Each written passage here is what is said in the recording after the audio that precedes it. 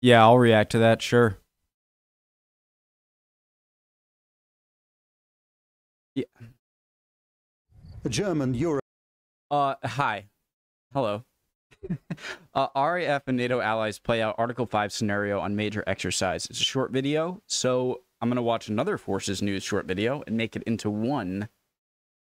Still pretty short video, but longer than it would be individually. Good start. Go. Original link, top description, Discord, all the things. Air Base west of Munich. In the skies over Germany, Air Defender 23 is a German-led multinational air exercise, one of the biggest. Yeah, I'll react to that, sure. Thanks, man. Sorry, guys, that was my other video. Never before have so many countries' planes left home bases for one NATO exercise. Air Defender 23 has involved 10,000 personnel from 25 nations and nearly 250 aircraft. Among them 4 RAF Typhoons sent to Schleswig-Holstein near the Danish border. 5 air bases across Germany are involved in Air Defender 23. The largest contingent by far has been sent from the United States. RAF, the Tycoon. I watched a video on that, haven't I? Around 2,000 mainly reservist National Guard personnel, including the 124th Fighter Wing of Idaho's National Guard, now at Lechfeld in Bavaria. For the Air National Guard, being a part of the Strategic Reserves, this is an amazing opportunity for us as a Guard to get together and show that we can do this. Even though the language is English, everyone has a different accent. So also air traffic control or controllers in America speak in very specific cadence, with specific words, and they're different when you leave America. And so that is a little bit different here, so learning that and being able to work with that is part of it. The other part is the German airspace is a little bit smaller and a little bit more congested. And that prompted concern. Guys, as convenient as it is for everyone to, you know, I feel like English more than any language, if you know English, you can get away with going to places around the world, and there's a better chance that someone's going to know English than if you had just spoke another language.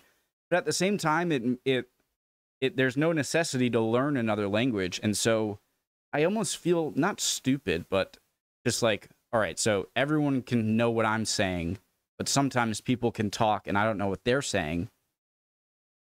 What is my point? What am I saying? I don't know. Concerns of potential air travel chaos. You know what? Good. Done. The man responsible for the exercise is Lieutenant General Gunther Katz. He says the public back the maneuvers.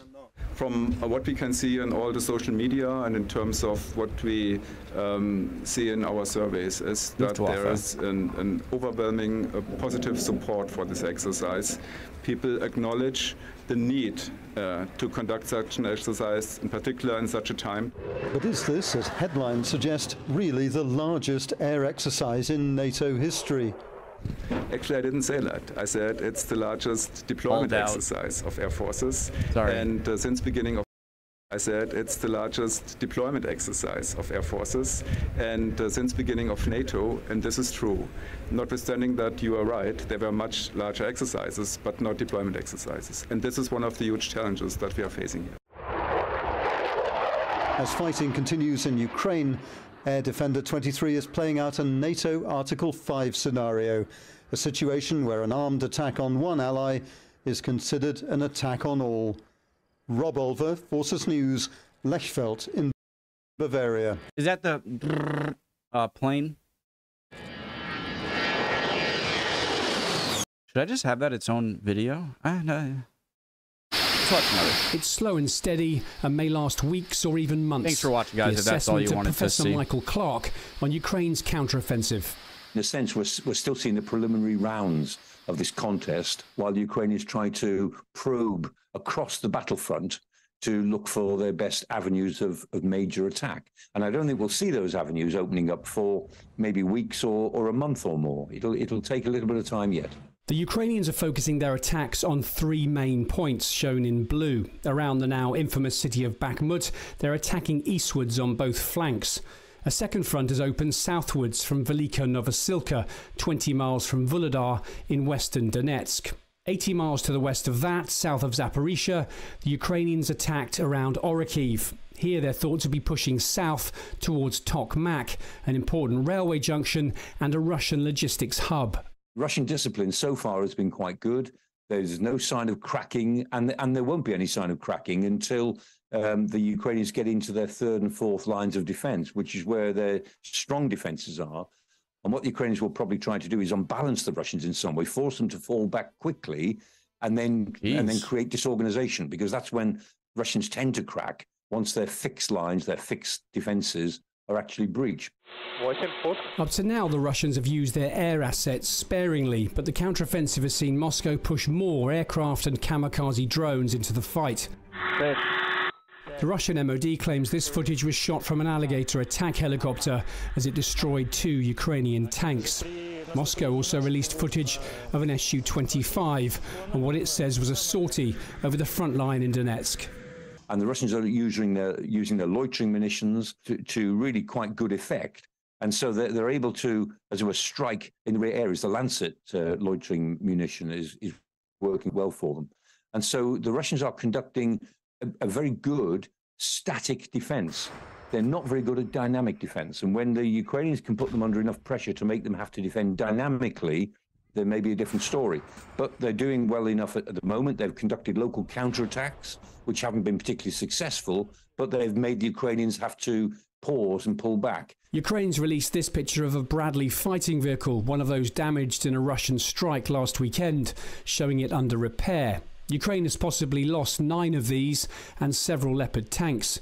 No British Challenger 2 tank has ever been lost in combat, and as yet they're still being held in reserve.